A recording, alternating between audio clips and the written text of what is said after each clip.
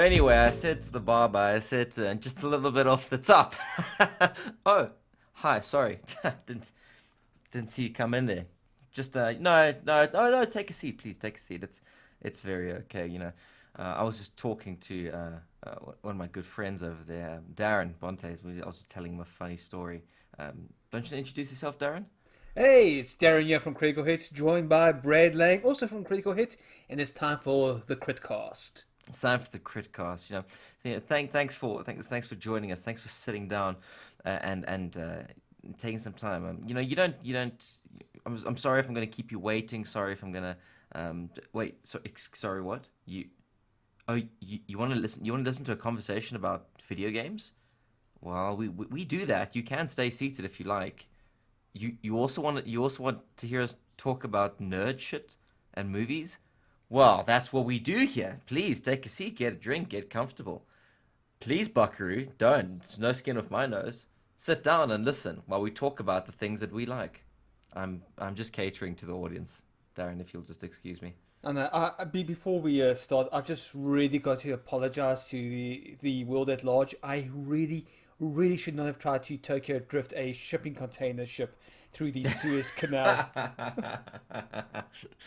It was you. It was all you. It was your fault. Yeah, but I did a freaking sweet drift until I hit that damn It sand. was a sweet drift, dude. You know what the funniest thing about the whole Suez Canal thing is that all the all the ships that were using it to sort of get round the world now have to literally get round the world and come all the way down to South Africa Yeah, again. I can just imagine like the So Cape of Good Hope, like that whole corner of our country. It's like, well, look who's finally back. Now we're good enough for look you. who's it's just someone needs to like Photoshop an image of Kingpin in Spider-Verse onto South Africa, like a map of South Africa. The whole of South Africa is just Kingpin, and it's just business is booming. I'm going to do that. I swear I'm going to do that once we finish here. That's going to be so brilliant. Cite your sources, Darryn. Cite your sources. No, it's not your idea. It's our idea. Our idea. Yeah, that's right. That's right. I can just imagine like people sitting in Durban, like Durban Harbor, dude. When was the last time Durban Harbor got any kind of like hectic interaction? And a phone call comes in. Sir, they're coming. How many? All of them. My God. And then there's just piles of money being thrown at Durban right now. They're like, no, what are you people doing to us? Oh, it's so good. I think it's so funny, dude. Yeah, But you know what I'm absolutely loving is like just watching all this. I'm just thinking, why have you guys just like tried pulling your boat from one side and pushing it from the other? It's like all these ideas are coming out from armchair naval commanders. yeah, who know nothing about the intricacies of the stuff. What I find really interesting is because how the boat is. Okay, this turned into a naval discussion podcast more quickly than I thought it would. I Sweet thought we were going to naval get at least podcast. 20 episodes in before we started talking about naval affairs, but whatever. What I find really interesting about it is that the ship has crashed at such an angle that it's essentially being it's crashed on both ends, right? With the water in the middle sort of keeping it intact. Because big ship strong. But when the water in the center of the landmass that it's sort of sitting on, and the tide goes out, and all the weight is being redistributed back into that central point at the very middle of the ship. Big ship not strong no more, and everything just gets even worse. It's so interesting, dude. At some point, you just have to realize that all the pushing and pulling you're doing it's not helping, and it's time to get out the You TNT. get out the explosives. What? You have to imagine the captain of that ship is getting chewed out Oh, worse than surround sound bollocksing. worse than anyone in history, right? I feel like it's the sort of chewing out where like you sit down in your boss's office and your boss doesn't shout at you, but your boss sort of He's just so disappointed. just so disappointed, like the voice isn't raised. He sort of just comes in and says, "We need to have a serious discussion about what has happened because it is unacceptable." And when a boss talks to you in that tone, you gotta look for a new job, dude. You're done. You're done. It's the ASMR of doom. It's the ASMR of doom. Okay, thank you for introducing a game into the topic of conversation, so we can leap on into our first topic of discussion. Can I talk about Monster Hunter before you talk about Marvel's Avengers? Let's talk about Monster Hunter because people actually like that. You're brutal, dude. People actually like this game, dude. I saw somewhere like apparently a whole bunch of Japanese companies were given the day off. Just go play Monster Hunter when it launched yesterday. Wow, How that's wild is amazing that? for a rubbish game. Hectic. Yeah, look, it's early. I'm taking no prisoners. That's fair. We are recording much earlier than usual, so the energy is feeling a bit more demure than anything else. Monster Hunter Rise came out yesterday. I've been playing it for about how long has it been? About 2.5 weeks. And that game That's is about right. that damn game is a fantastic piece of software for the Nintendo Switch. Good lord. If they don't in 5 years' time when the Nintendo Switch is nearing the end of its lifespan, re-release the box with a big old essentials written across the front, that's a missed opportunity because this is a game that is essential for the Nintendo Switch. It's fantastic. I find that really odd because you've kind of got like an aversion to very Japanesey games. Yeah, it's strange. So I'm not a big fan of the overly Japanese games, and there are aspects of this game that irritate me in that regard, which I'll get to in a second. But it's the thing about this game is I'm coming at it from a perspective of not having played a whole bunch of Monster Hunter. A lot of the reviews I saw were from like series veterans, which is fair enough, right?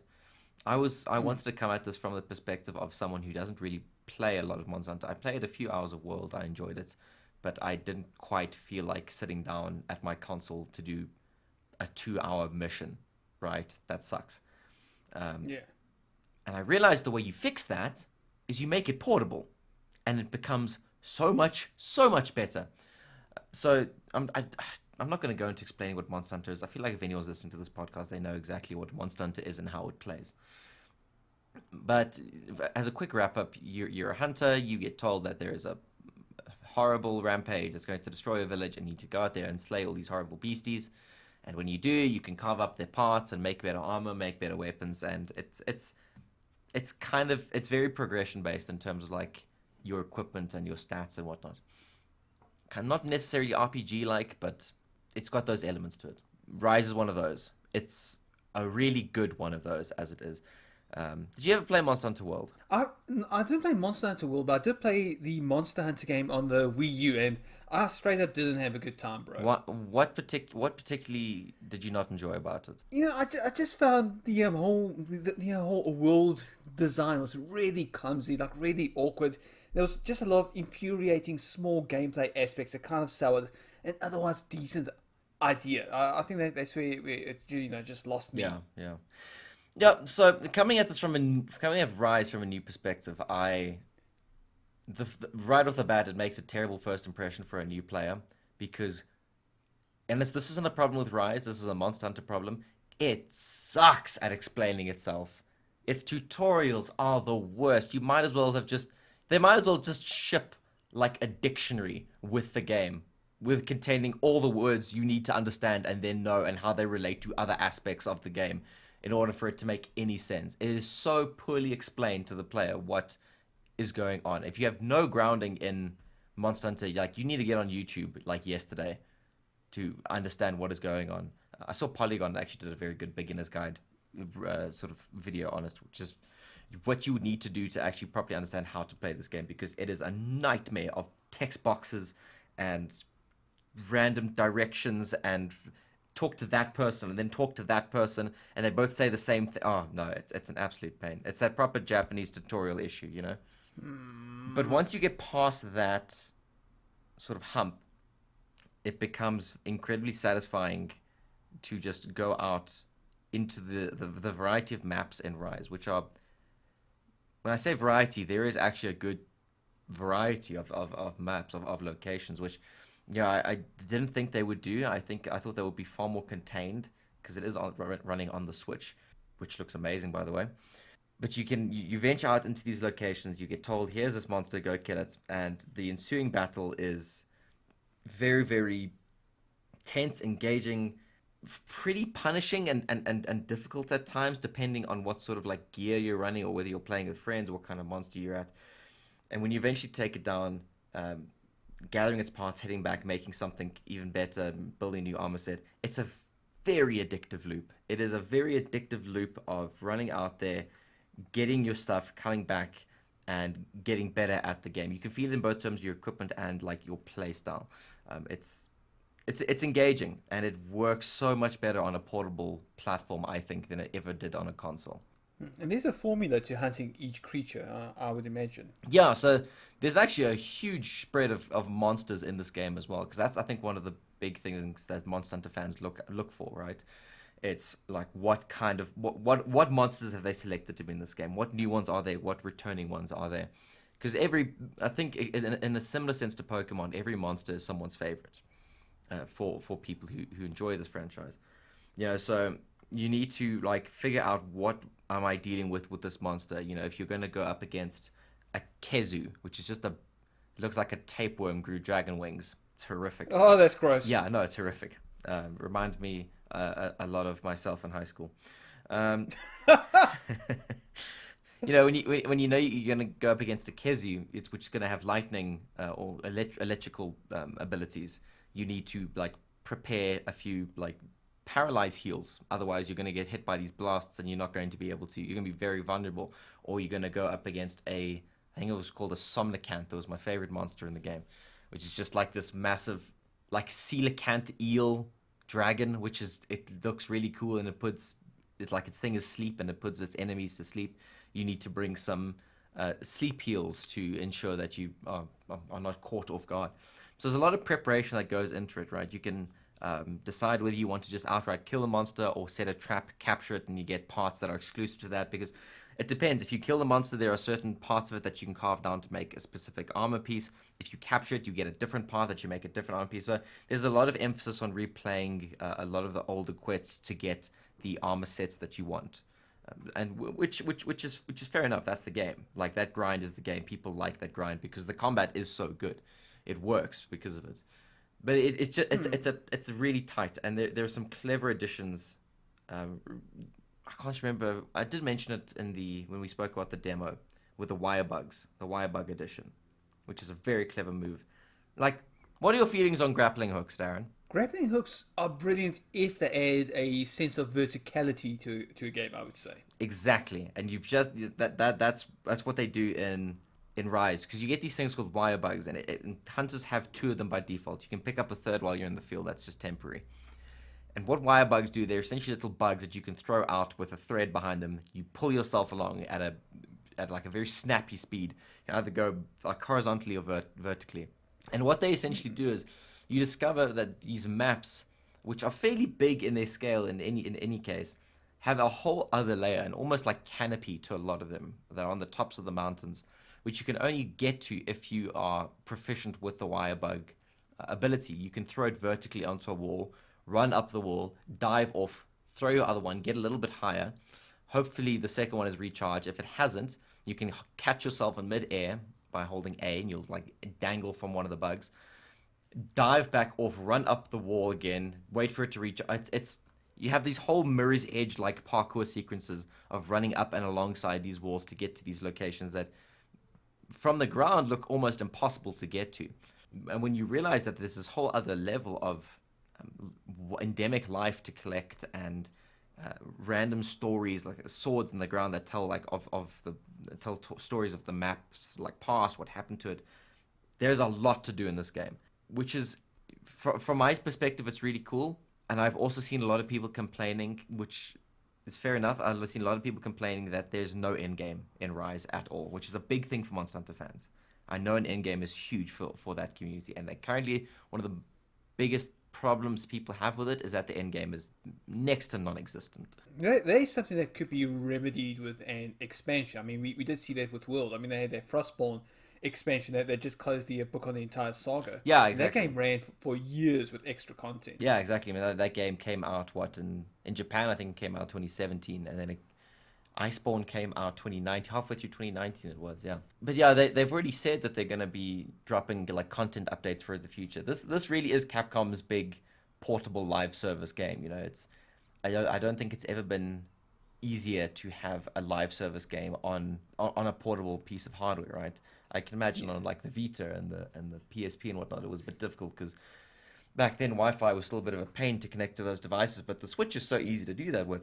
Why not go? I mean, give these guys time as well. I mean, we are developing in a pandemic. You're going to see a lot of delays coming up. Yeah, And that's just the breaks. yeah, exactly. I think that's very fair. They've said that there's going to be more content coming. There's going to be. I'm not going to spoil how the game ends. It does end on a slight cliffhanger, which to me is enough of an indication that they're going to be expanding on this in the future. When that is, I don't know. But for what is there, I put about 45 hours into just the base game, probably a bit more. And there was a lot of content to run around through and collect, and side quests to complete, and armors to forge, and I loved it. I think it's fantastic. I think the problem that people have is that they consume too much too quick. I mean, take your time with these games. They aren't going to run away from you. Exactly. It's not like people who are buying this thing tomorrow are being told that you need to write a review for it in 2 weeks. Consume it as quickly as possible. Just enjoy it. I wish we could do that. What a blessing it would be to just sit down and enjoy a game at your leisure, right? I know, my man. I know. That's the dream. One day we'll get there in gamer heaven. It's in gamer heaven.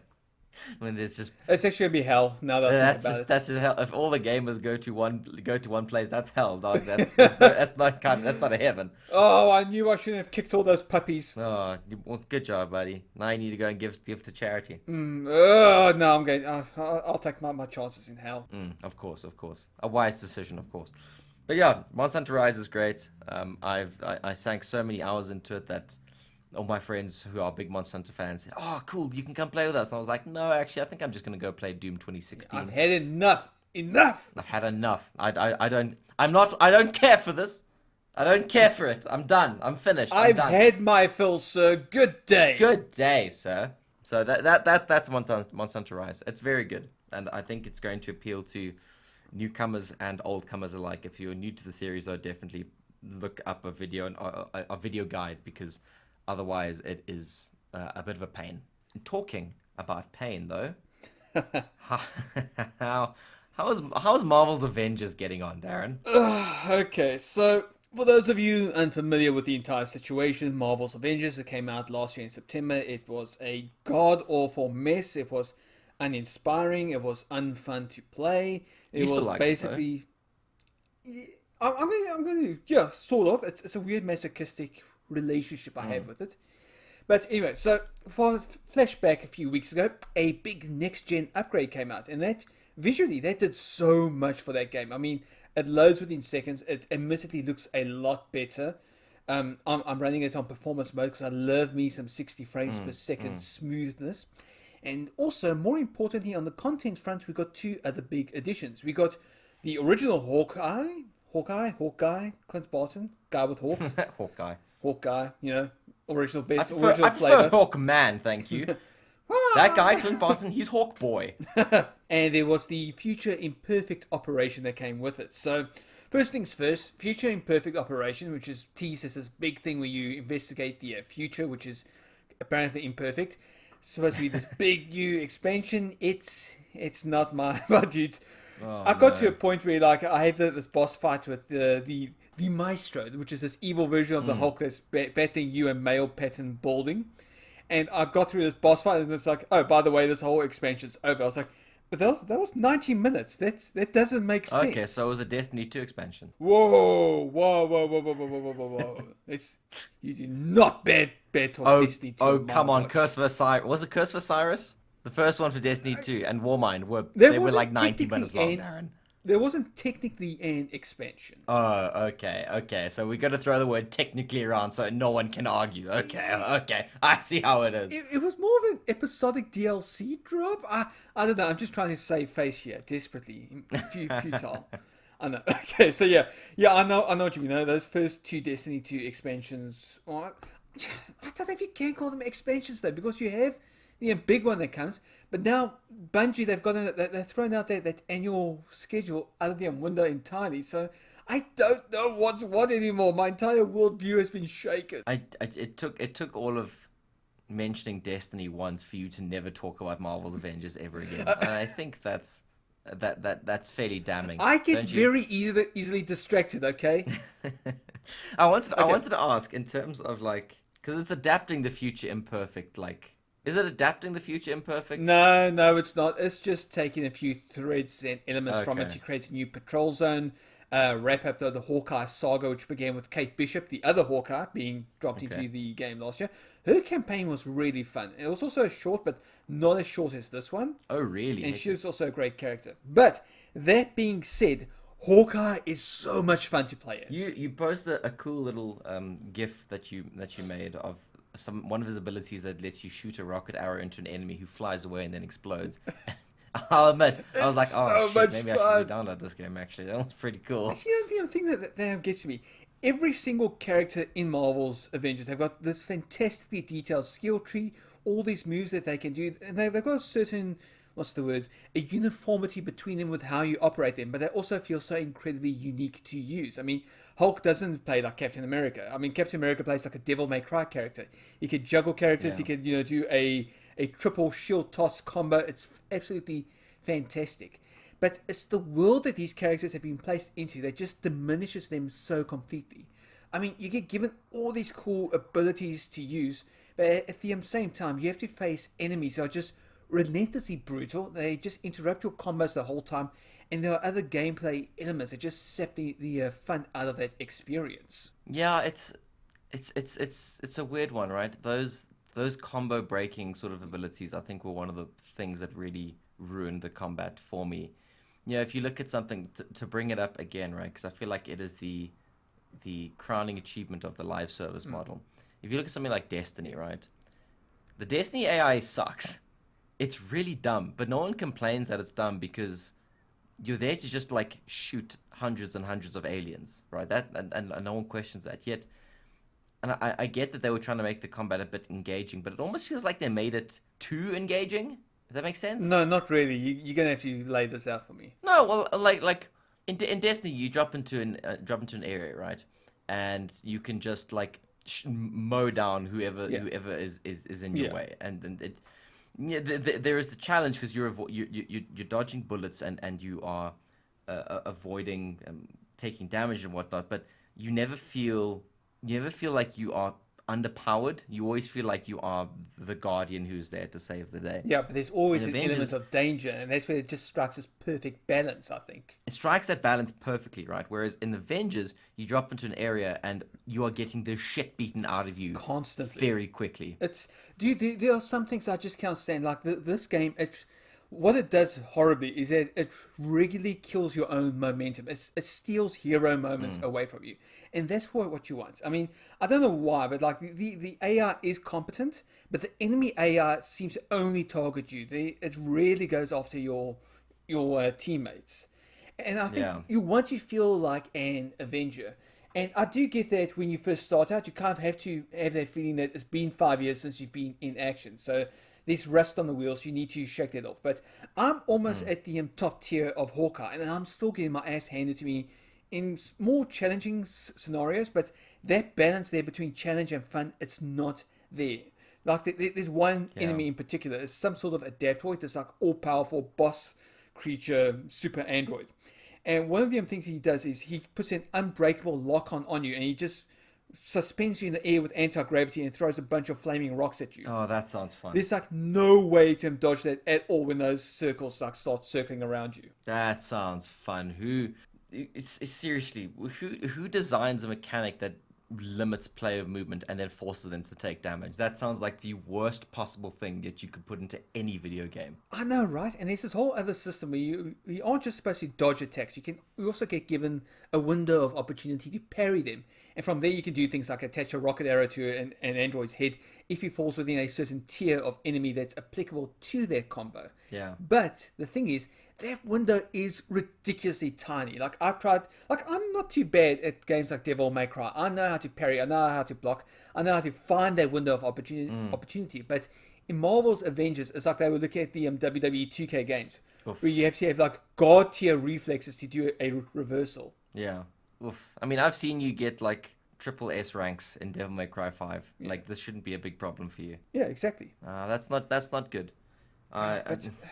Yeah, I mean, I don't know what they add to that game to fix it, other than they just pull an Anthem, and they try and rework it and fix it from the ground up, because it just sounds like it is still the unfun meh. That was always the biggest problem with it, right? Is that it had a good presentation, it had some good ideas, the writing was actually fairly decent, but it failed at doing the one thing a video game like this should be, and that's fun. Yeah, and I don't feel like a hero. I don't feel like an Avenger. Like, I'm nearing the top levels of the gear that's available to me. I've almost maxed out Clint's level up. I've got like all these, awesome skills unlocked.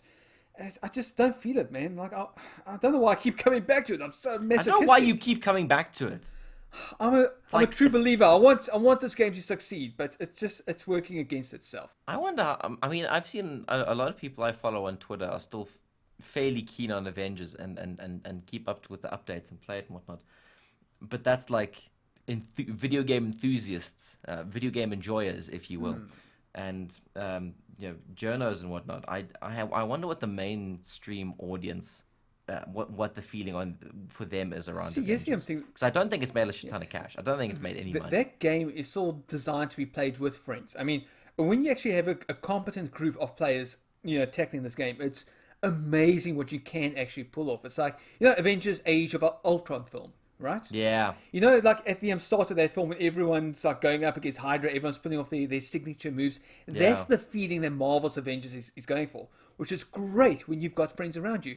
But when I try and do even a quick match as any random character, I can't find the game. No one's playing it. No one's playing it. Could that be server related though? I don't know. Like, I am playing it on PS5, so there is an audience out there. But I left it there one day, looking for a match, and it was like after 15 minutes, no one had joined. Yeah, that's a shame. Crystal Dynamics, I feel like they were thrown out to the wolves for that, because my conspiracy theory is that all the live server stuff was never part of the original game, or never part of the original design doc, and then some accountant came in and forced them to add it. That's my conspiracy theory. Yeah, Square Enix came knocking on that door. All right, guys, we're gonna have some live service. Put some live service in the game. Take out the fun, put in the live. That's what I want from you. And Billy Crystal Dynamics, he was like, no, but we got this idea. It's gonna work, man. He's like, nope, I want some live service.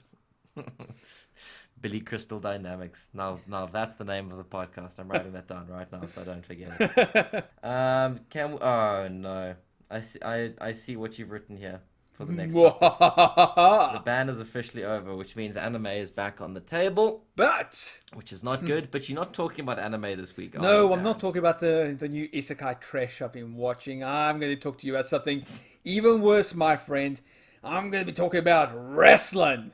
Can I tell you, as someone who has never watched wrestling or wrestling, as I think it is more commonly known in the vernacular, I have a deep interest in this, actually. Oh, in what way? Like in that it really I find wrestling so intriguing, because when you grow up as a kid and was on ETV, all wrestling was fighting. Was just two big sweaty men throwing each other.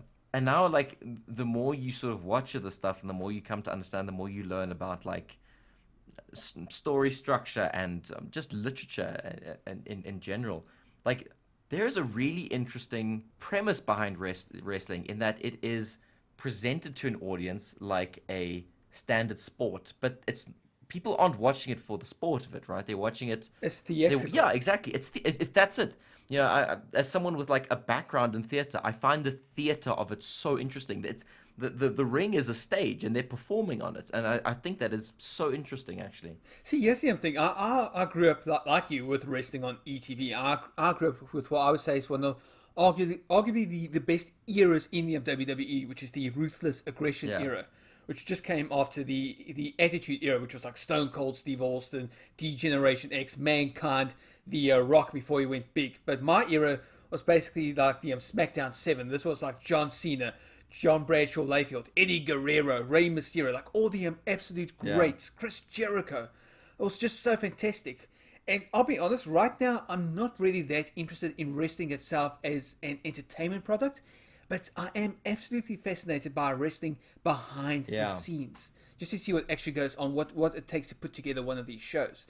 And that's what I've been watching. I've been watching the documentary based on The Undertaker, which is basically his last good run. Well, I would say good run, but his last proper run to the company. It's one of the WWE documentaries, Undertaker Last Ride. And it just shows you how this guy basically, I mean, he's done it. He's done absolutely everything. But he's worn out, man. He's battle damaged. He's had both his hips replaced, and he's still coming back once, or he was still coming back once a year for WrestleMania to put on just one good show. So is he retiring now? Or has he retired? You know what? When it comes to wrestling, never say that someone is retired. It's just they always come back. There's always something that draws them back. I mean, like with Triple H and Shawn Michaels, they reunited as D-Generation X to go make some money in Dubai. I think it was Dubai, or was in the I'm sure. I mean, like Hulk Hogan, I feel like still occasionally rocks up. But it was one of those UAE shows. I mean, those sheiks, those oil sheiks, throw stupid amounts of money at the WWE for what's basically a house show. But hey, are we still mad at Hulk Hogan for being a racist? You know what? He's not relevant anymore. But I think don't forget the fact that he's a bit of a racist, brother. Okay, cool. I think we can mercilessly mock him. Okay, good. It's this leathery skinned suntan dude who's a bit of a racist. But yeah, so Undertaker Last Ride basically chronicles his final run with the company. He is officially retired. I don't know if he's been he's not being inducted into the Hall of Fame this year, but he's a kayfabe brother Kane. He's been inducted into the Hall of Fame this year. Undertaker's going to be there for that. But my God, it's just absolutely amazing to see how much punishment these guys put their bodies through. Yeah. And there's always some smarky guy on the outside going, wrestling's fake. Yeah, no, they take hits, eh? They really like go all in on their craft and their art. It's wild. I mean, the Undertaker. I don't know. You mentioned a whole lot of wrestlers earlier, and I knew John Cena and I knew The Rock. Like circle back to him, Hulk Hogan. Yeah. Well, all right, everyone knows Hulk Hogan, just beyond the controversial stuff. You know his finishing move was that atomic leg drop, right? No, I know Hulk Hogan because he was in Three Ninjas. Oh, my dude, I've got to educate you. There's just... But my point is, right, The Undertaker is so iconic that as someone who didn't really actually watch a lot of wrestling, I know exactly who The Undertaker is. Everyone knows who the dead man is. Yeah, which is really, really cool. And from what I've seen, he's... when he's not performing, he's actually a hell of a nice guy. He's a really cool dude. Real name is Mark Calloway. Yeah, that's cool. Yeah, it's really cool to see that sort of legacy being, I suppose, honored, as it were. Yeah. I mean, just last night, I was just... One of the things that amazes me that I think most people don't realize is how often wardrobe malfunctions happen before a match starts. And, you know, pour 40 out for those seamstresses, those tailors that work behind the stage at WWE who are there, at the 11th hour to fix anything that goes wrong. Like, that is so fascinating to me to know that they have a dedicated wardrobe section. Yeah, it's so... Well, that's the thing, though, right? It's like wrestling is theater for... It's pop culture theater, right? If you look at, back when theater was still becoming sort of more mainstream, like with William Shakespeare and whatnot, people would go to William Shakespeare plays and throw stuff at the stage and boo and cheer and whatnot in a way that's very similar to what we see in wrestling, right? Dude, imagine how much better a Shakespeare production would be if there was steel chair shots and a 5-star frog splash. I tell you what, rope. Hamlet would be so much better if he just walked in and just smacked his uncle with a back for steel chair. I want to see a production of Macbeth where someone does a Hurricane Rana off the top rope. It's Othello! Cage match! To be or not to be? Well, in Hell in a Cell, it's going to be not to be, Jerry. You like Hell in a Cell? I prefer Heck in a Sec, if I'm honest with you. No, that's cool. I'll actually watch. As I don't watch any wrestling, but I find as you say, like the behind the scenes stuff, the backstage stuff, the theater of it to be so incredibly interesting because it is. It's modern. It's modern, not modern theater. It's pop culture theater, and I think that's so fascinating to see how it has evolved in such a way. And there are just so many great stories because you have all these dudes, they're at their physical peak, they're being showered with adulation. So many of them are just batshit crazy. And the stories that come out, like the plane ride from hell, where Vince McMahon was running around mid-air trying to out-wrestle one of the... Oh no, I'm sorry, I'm just losing the plot here, but let me just tell you this. There was a plane ride coming back from a show. Okay. All right? Bunch of the wrestlers were in there traveling first class, whatever. I mean, bunch of them greats. One of them was Kurt Angle, okay? This guy is a former Olympic gold medalist wrestler. He transitioned from there into WWE. He made a fantastic name for himself. And the boss of the company, Vince McMahon, and everyone knows this. Everyone knows Vince McMahon. Is, I'm going to use our allotted F-bomb. Vince McMahon is fucking crazy. All right? So he's on this plane ride, and for some reason he's saying, hey, I'm going to out-wrestle Kurt. I'm going to get him. You know, so this whole plane ride, he's trying to ambush an Olympic gold medalist wrestler, and Kurt keeps, turning them tables on him, obviously, because even then he was like in his late 50s. Yeah. And so Kurt's got him in a headlock. The Undertaker thinks that Kurt's attacking their boss. Comes is also attacking Kurt. There's a freaking fight happening on the plane. Half the cast is drunk on airplane alcohol. It's, oh my God. I freaking love wrestling when you get stories like this. Yeah. Vince McMahon's 75 years old. And he's still a titan. That guy is unstoppable. That's so interesting, dude. He seems like a real weirdo. My favorite story about him is that he was asked why he has never grown a beard, and he said, I can't let my face win.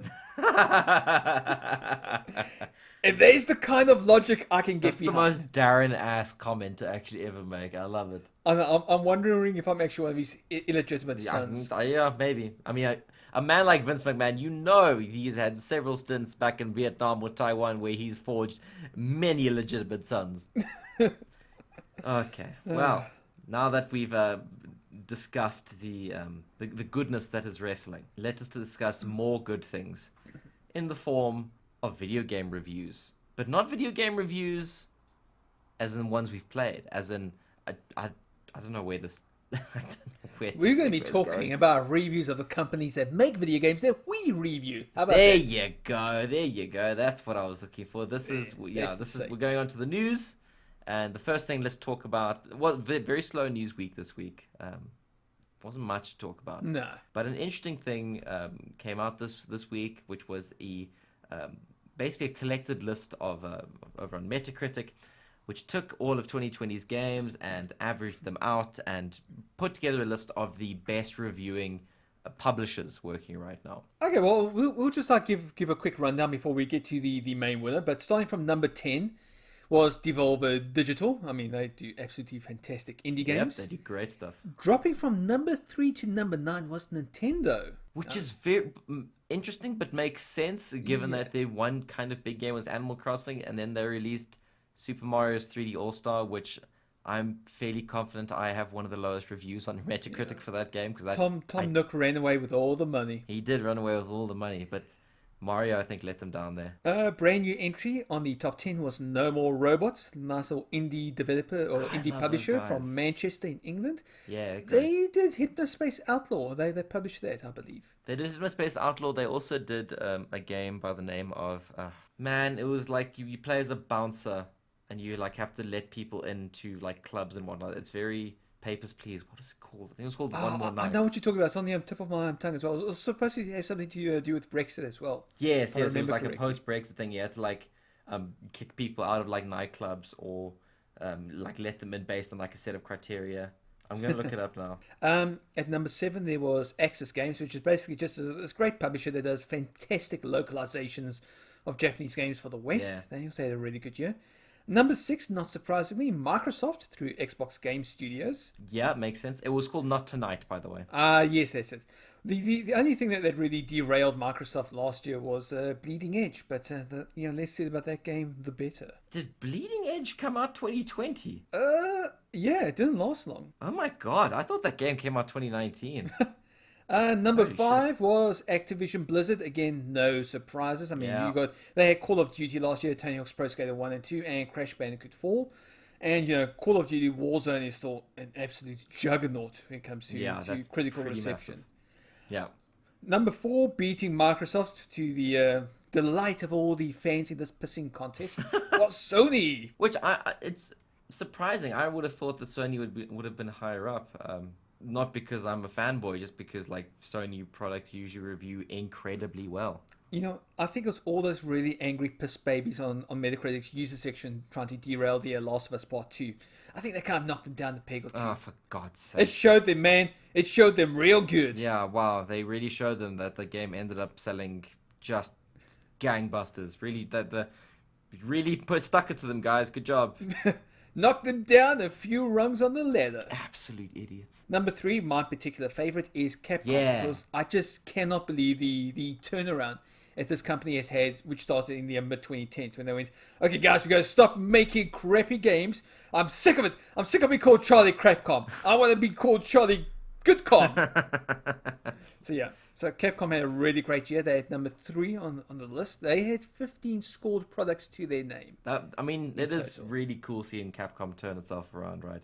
As someone who recently replayed all of the Resident Evils, when you get to like Resident Evil 5, Resident Evil 6, man, Capcom was not firing on all cylinders. Good lord, they were so shit.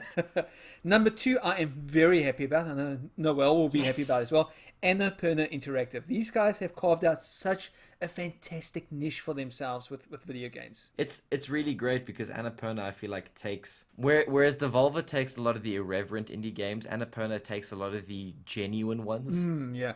I think Annapurna shines a spotlight on games that would otherwise escape your attention. Yeah, I mean, they've done some genuinely emotionally resonant, important games, I think. I mean, the one you mentioned on the list is Florence, and that is... Oh, go play Florence, people! Go play Florence, and oh my god, you'll cry. I cry every time. Yeah, I mean, I didn't even know I was capable of those emotions, but Florence brought it out of me. And they also did Kentucky Route Zero, which is, I would say, go play... You talk about a lot! Yeah, I do. I was going to say go play Kentucky Route Zero, but...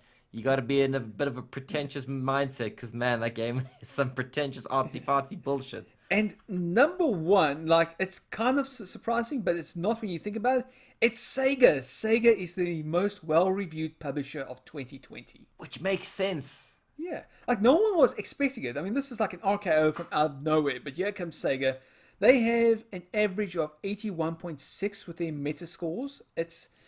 They have some of the best games of last year. 38 scored products, 95% of which earned good reviews. Yeah, I mean, what did they have last year? They had Persona 5 Royal, they had Yakuza Like a Dragon, they had 13 Sentinels. Yeah, they had also the other Yakuza games being remastered for consoles. Yeah. Yeah, no, they what else you say? There were some amazing games that they put out last year. Yeah, they just kept on rolling. Every month there's 1 or 2 really good Sega games. Go Sega. Yeah, I mean, 60 years of Sega. Can you believe it? That's so cool, dude. And just to think that there've been rumors that Microsoft is going to buy them out because what's Sega actually doing? Well, apparently what Sega's actually doing is making a shit ton of cash off good games. Well, one can only hope. Oh, I would still love to actually see a Sega version of the Xbox Series X console. I saw the Photoshop of that. Oh yeah. I still think it looks so fantastic. Was it all angular and edgy? It wasn't a Shadow the Hedgehog version. Oh, what's the point? Well, what I did do was I photoshopped it to have this beautiful powder blue, and I put some white lines on it. And holy crap, Brad! I'm just thinking, I got that PlayStation 2 yesterday that I planned to customize.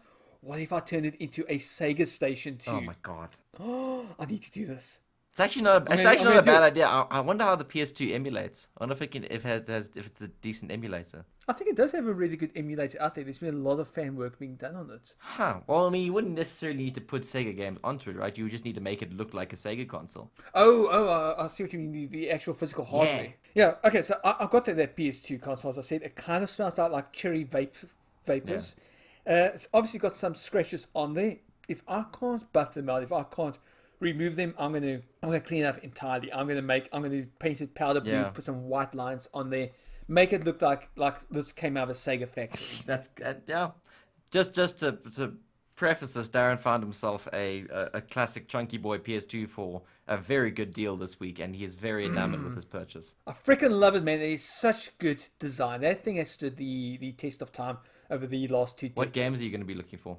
Are you going to be looking for games? I'm probably going to go for... I don't know. I'm just happy to have the actual console. Yeah. I think I want more of those accessories. For instance, I want that blue stand to put on to give it a vertical position. Sure. Which it didn't come with. Sure. I don't know why. I just really like those all blue triangles. One of my the accessories I have for it are basically just the accessories for games I had when I was much younger. So I've still got both original SingStar mics.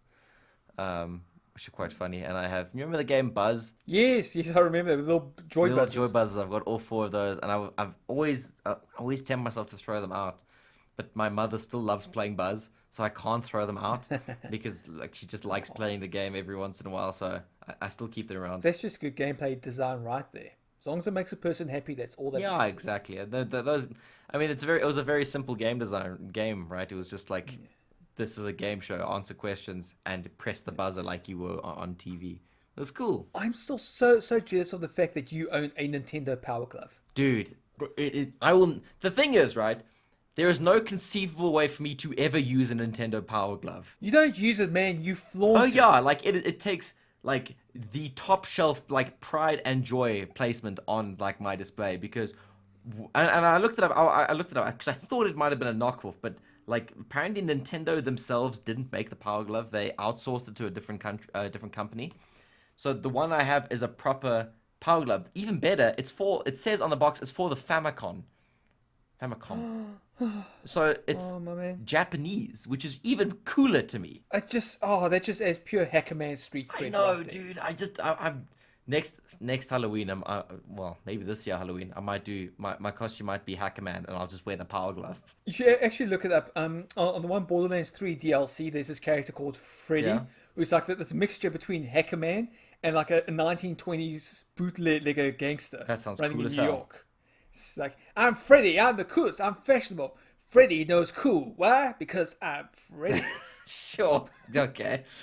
He's got like a mullet and this like weird little like gamer moustache, and he wears short shorts. And he's got a fanny pack of the Hacker Man Power Glove. It's the best. Gamer mustache really is a huge power play in the fashion world, I think. He's Freddy, sucker.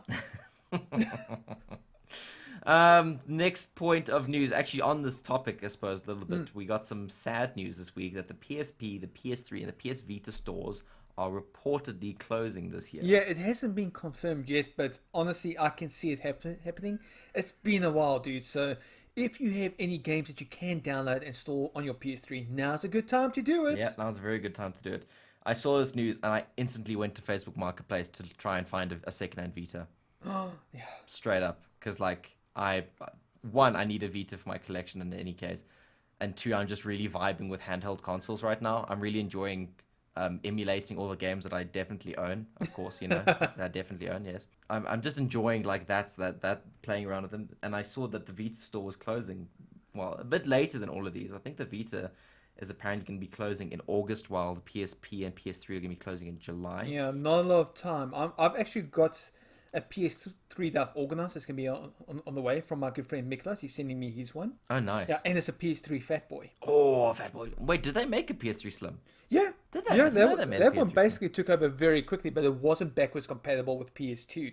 That was the big drawback. Okay, let's acknowledge these stores might be closing down. It's sad. Yes. Now let's talk about our classic console collection. Yes. Again, I love it. I discovered this week that my PSP isn't actually a second gen PSP. It is a PSP E1000 Street, which, as far as I know, is considered to be a little bit of a collector's item because the PSP Street was only made in very limited quantities. You lucky dog. In like the last year that the PSP was still being manufactured, which I was very, very interested to find out because I was looking at the bottom because at the bottom of my PSP there's not like individual buttons. There's like a strip, and it almost looks like touch screen where there's definitely a button. You're clicking a button, but there's just icons on this like flat touch screen at the bottom, not individual like raised. It sounds like my white one. Maybe you also have a Street. Hang on. Let me. I've got right here on my shelf next to me. I just want to grab it quick. We've got to figure this out. Okay, so I've got my PSP. I've actually just realized that the leather wallet that it comes in is an official one. That's so cool. That's cool. I know it's got PSP emblazoned on it. It has to be official. That's right. So I'm looking here. I don't know what I'm looking for. There's a serial number. So PSP look on E1004 on the faceplate on the front, but just below the screen. Are there individual buttons below the screen? There are buttons, but it's like one flat strip, I would say. One flat strip that runs across the bottom, right? And there's no individual raised buttons for plus minus volume. I think you might also have the PSP Street then. Huh, that's so cool. Which is considered to be a collector's piece because like they weren't made in substantial. They were never like mass produced. They were made as a sort of dying breath. Our pension funds, they are sorted. They're sorted. I mean, I've written off the warranty on this thing long ago, but still, whatever. It's still sorted, right? That's cool. Okay, we could talk about old consoles for hours upon hours upon hours. So let's rather talk about something new, which is apparently that Microsoft is reportedly in talks with Discord to acquire it for $10 billion. Oh, ye gods, my Skype is ruined. But what if I were to Skype go is spend ruined. $10 billion on Discord next door and disguise it as my own social network? It makes sense. It's so interesting to me that like Skype has been around for years and it still lost the video conferencing war last year. That's how shit Skype How is. do you cock that up, of all things? Well, because you make a shit program, because Skype is garbage. Okay, that is fair. Discord is babe. Discord is fantastic. Discord is fantastic. You know, if Microsoft does... We're using it right now. We are such shills. Yeah, straight up. I'll shill for Discord. They're great. Discord is fantastic. Remember the days when people used TeamSpeak? Oh, God, that was terrible. Yeah, you know how shit TeamSpeak was? It was just like that the worst UI, and everyone needs to worry about like server passes and... I actually experimented with that with Zoe when she was writing for Critical Hit to do some sort of review thing with our videos, and TeamSpeak was god awful. Yeah, it sucks. TeamSpeak is the worst. And then Discord came along roughly, I would have been in what, 2017 is when I first started using Discord, and like, man, it really changes the game up. Hey, Discord is so... The UI is just so much nicer. Oh man, it's also just got this old school feeling of being on an old school forum or message board, but modern, obviously. Yeah, it's great. It's such a rad little piece of software. And if Microsoft does end up acquiring Discord, it would be, I think, a very clever move on their behalf. You know, Discord isn't exactly, as far as I know, they're not profitable just yet, but they will be. They'll be in great hands if Microsoft does take them along, as long as they don't make it like an Xbox Live chat exclusive thing. That'll be interesting, but I think Xbox kind of has this idea in its mind that it wants to be for all gamers. It's slowly infiltrating other platforms, if you think about it. It really is, actually. I mean, it's not official, right? But like, if you want to play a multiplayer game with someone on a Nintendo Switch, you're not going to use Nintendo's app, right? Because it sucks. You get the game started and you're on Discord, which I don't know if I'm not exactly sort of your example, right? But that's just the sort of thing that pops into my head, right?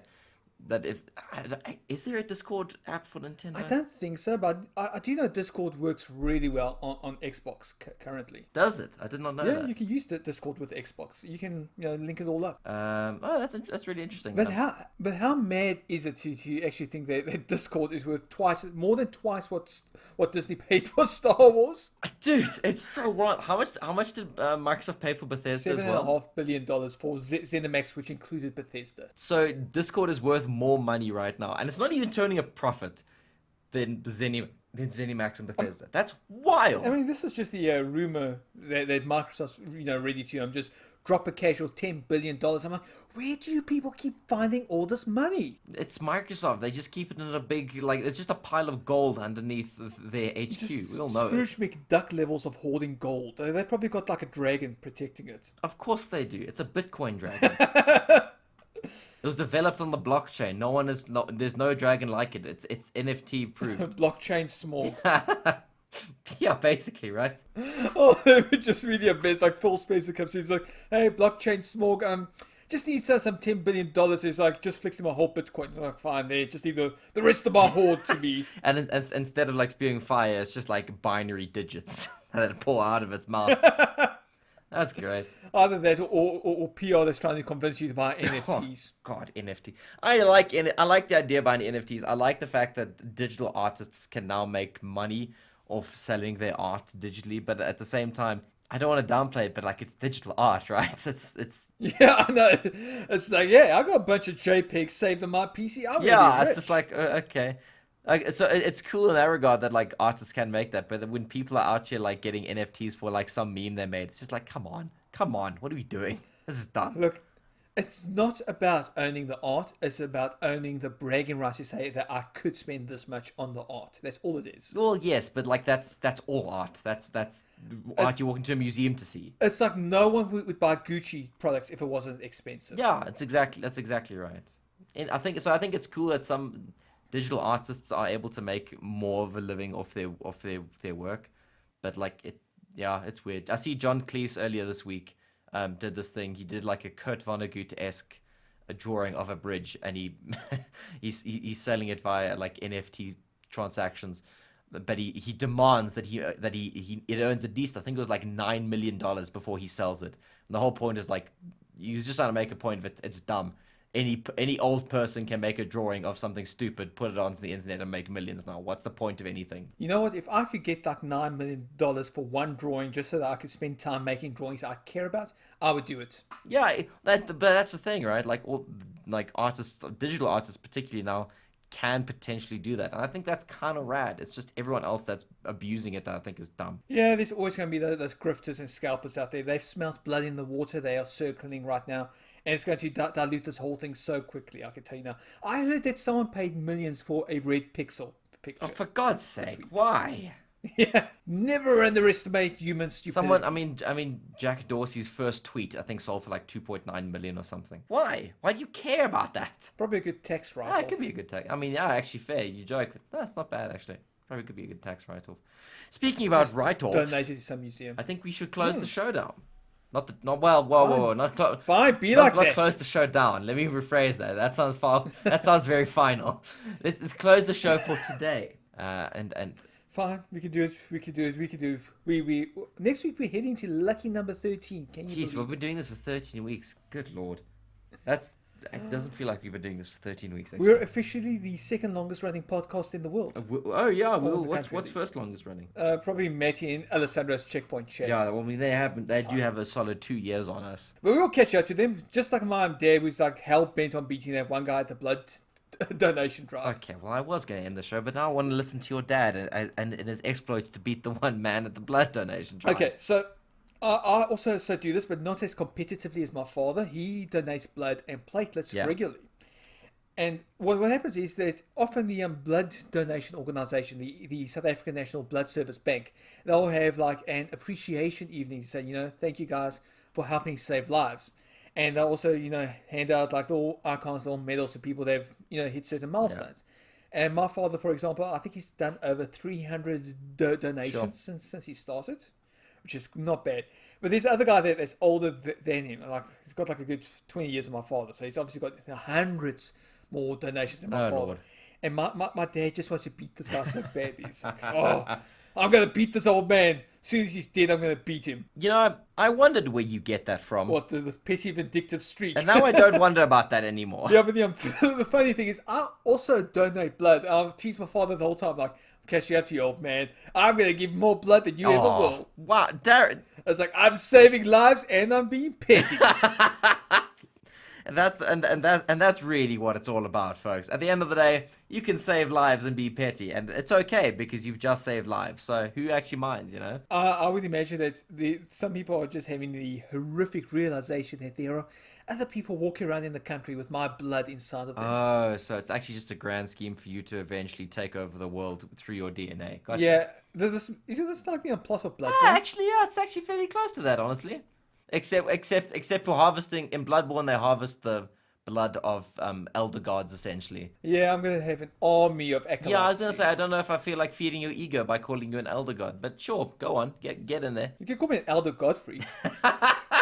Please don't do Gilbert Godfrey again. Please don't do that again. Don't do that. Folks, thank you very much for listening to the CritCast. We enjoy putting the show together for you every week, and we just enjoy talking nonsense, myself and Darryn. So we thank you for coming in and listening to us ramble on. If you enjoyed it, please do. The best thing you can do for us is to just tell a friend.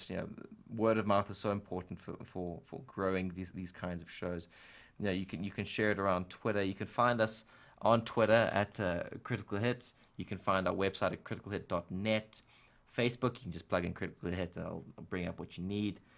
You can email me, Brad at criticalhit.net, or you can email Darryn at editor@criticalhit.net if you have any sort of ideas, questions, anything you want to talk about. We are always listening, we're always ready, and we're always waiting.